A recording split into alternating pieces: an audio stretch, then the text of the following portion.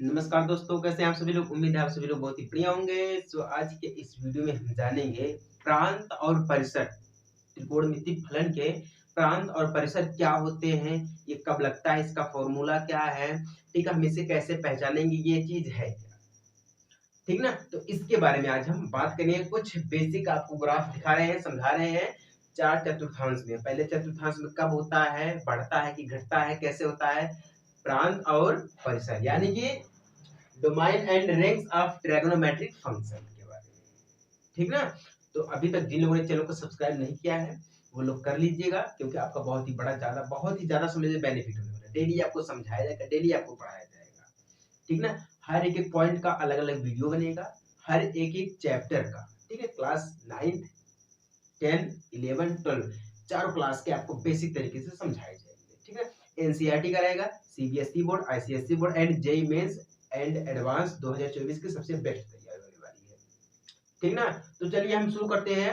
हम इसमें सिर्फ यही जानेंगे अभी कि हमारे चतुर्थांश एक में साइन कब घटता है, कब बढ़ता है, कहां से कहां तक रहता है, ये चीजें जानेंगे। चार्ट आपको दिख रहा है, चाहिए तो आप एक बार स्क्रीनशॉट ले लीजिए, ठीक है। उसके बाद और भी समझ सकते हैं, ठीक। मैं आपको बोलूंगा वो भी समझिएगा और एक बार स्क्रीनशॉट भी ले लीजिएगा, ठीक ना।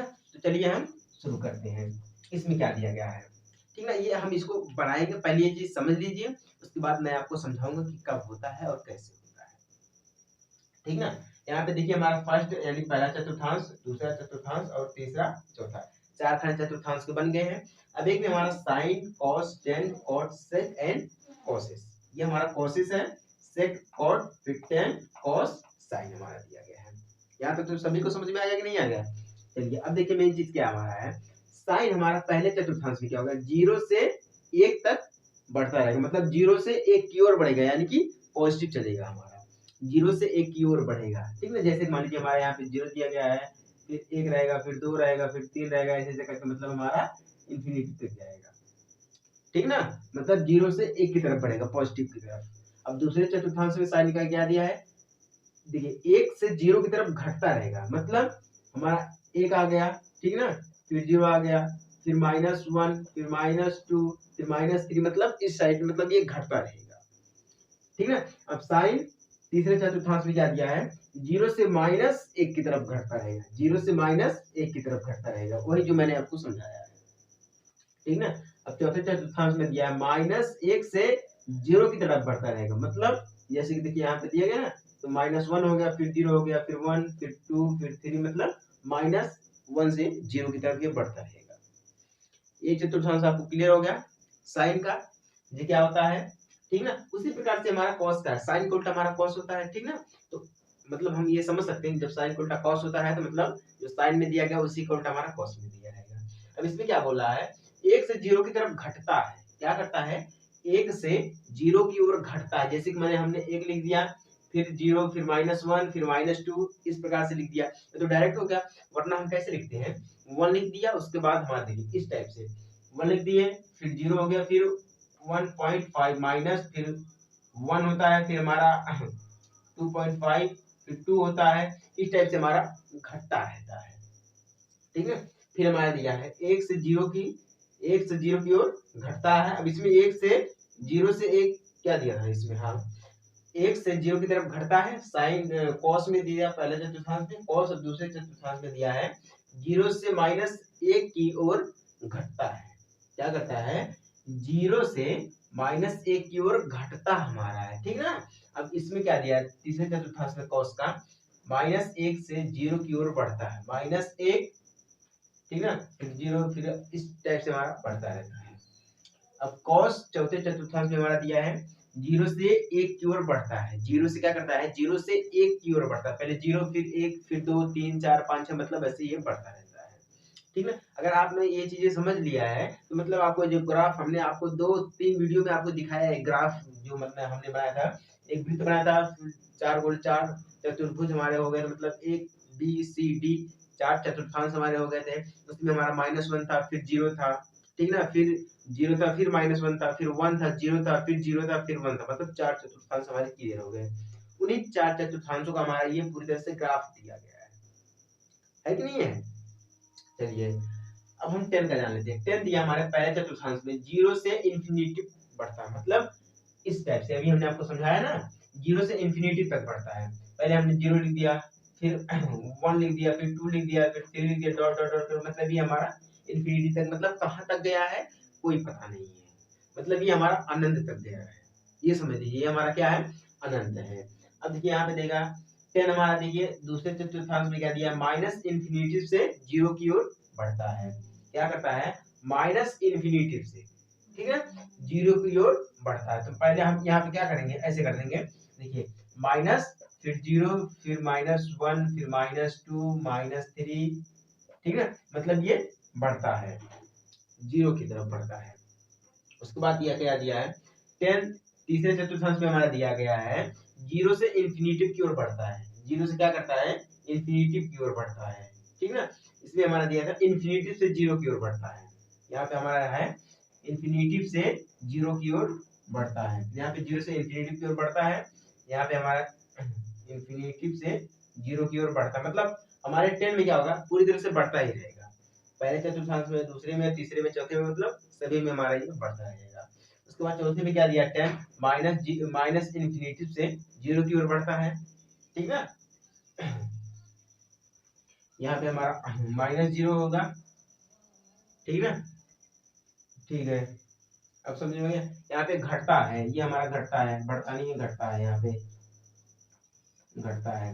क्या है ना, मतलब जब काम करते करते माइंड भी हमारा कुछ दूसरी तरफ चल जाता है, क्योंकि दिन भर तो काम होता है। शाम को मैं आपको रात में 12 बजे के बाद ही आपको सारा वीडियो समझाता हूँ, ठीक है। इस वजह से क्या करता है, माइंड में हमारे ना प्रेशर ज्यादा बढ़ जाता है, इसी वजह से आप भी सपोर्ट नहीं कर रहे हैं, ठीक है।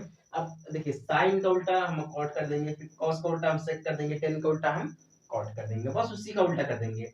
अब कॉट में 0 से इंफिनिटी से 0 की ओर बढ़ घटता है, ठीक, पहले चतुर्थांश में। अब दूसरे में कॉट कर देखिए, 0 से माइनस इंफिनिटी की तरफ घटता है, ठीक, मतलब इन सभी में घटता है, ठीक है।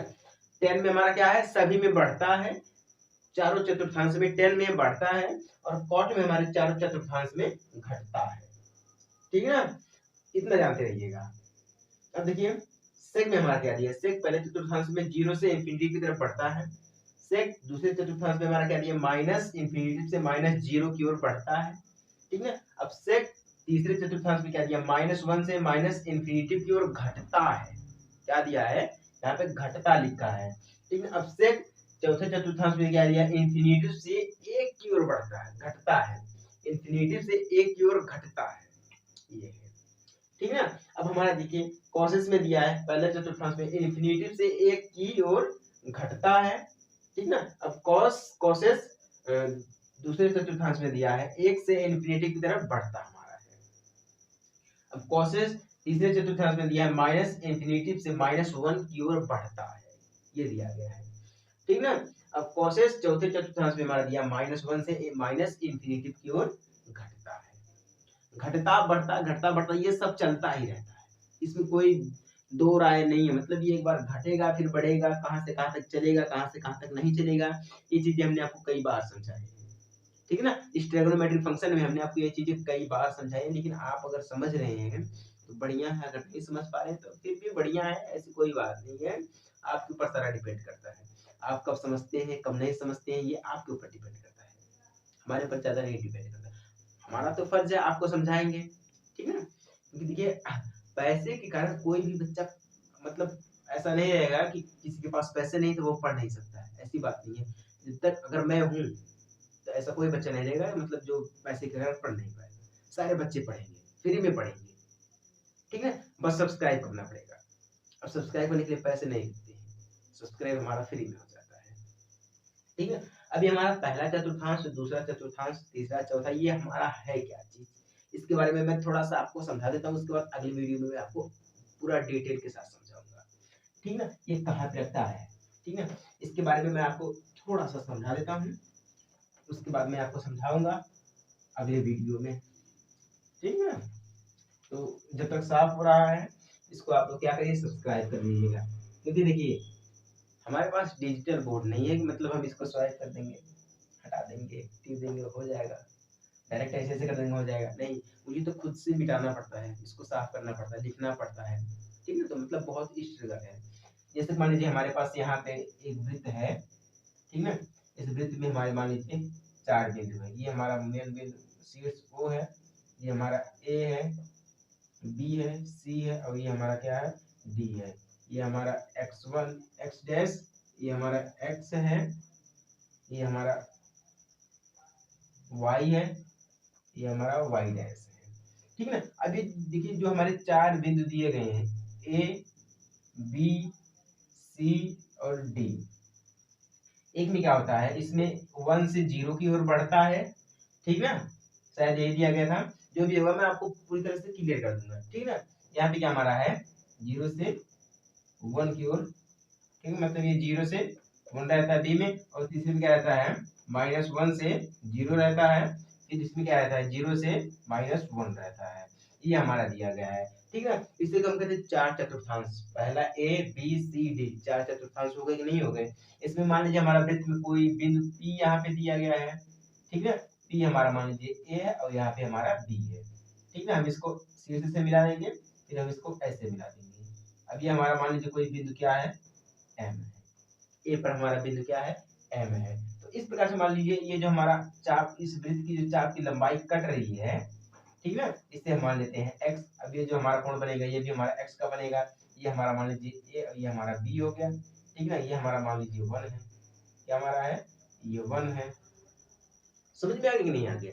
तो इस प्रकार से ये 4 बिंदु, सबसे मेन चीज हमारा A B C D, ठीक है, A B C D ये हमारा 4 जो सबसे मेन चीज है। 4 चतुर्थांश में हमारा ट्रिग्नोमेट्रिक फंक्शन ही है, ठीक है। तो 4 चतुर्थांश में तो चारों हम अच्छी तरीके से समझेंगे, यही हमारा मेन है, ठीक है। उम्मीद है कि आप सभी लोगों को समझ में आ गया होगा। अगर समझ में आ गया है तो बढ़िया है, अगर नहीं समझ में आया तो कमेंट कर दीजिएगा। मैं आपसे हमेशा कहता हूँ अगर आप लास्ट तक वीडियो को देखते हैं तो आपको समझ में आएगा, अगर आप लास्ट तक नहीं देखते हैं तो आपको समझ में नहीं आएगा। आप वीडियो को देखिए या ना देखिए उससे कोई फर्क नहीं है, अगर आप देखते हैं तो लास्ट तक जरूर, मतलब शुरू से लेकर आखिर तक देखिएगा तभी समझ में आएगा, है कि नहीं है। अगर आप देखते देखते बंद कर देते हैं तो फिर नहीं समझ में आएगा। कुछ अगर अगर आपको कोई चीज समझना है तो उसके लिए आपको समय लगेगा, ठीक है। मतलब अगर आपको कोई चीज सीखनी है तो वो जो समय चाहती है, कोई भी चीज अगर आपको सीखनी है तो वहां पे आपको समय देना पड़ेगा, है कि नहीं है। तो वही चीज है, अगर आपको पढ़ना है तो समय आपको देना पड़ेगा, ठीक है। तो उम्मीद है आप सभी लोग समझ गए होंगे, ठीक है। तो मिलते हैं एक छोटे से ब्रेक के लिए, तब तक अपने अगले वीडियो के लिए जय हिंद, वंदे मातरम।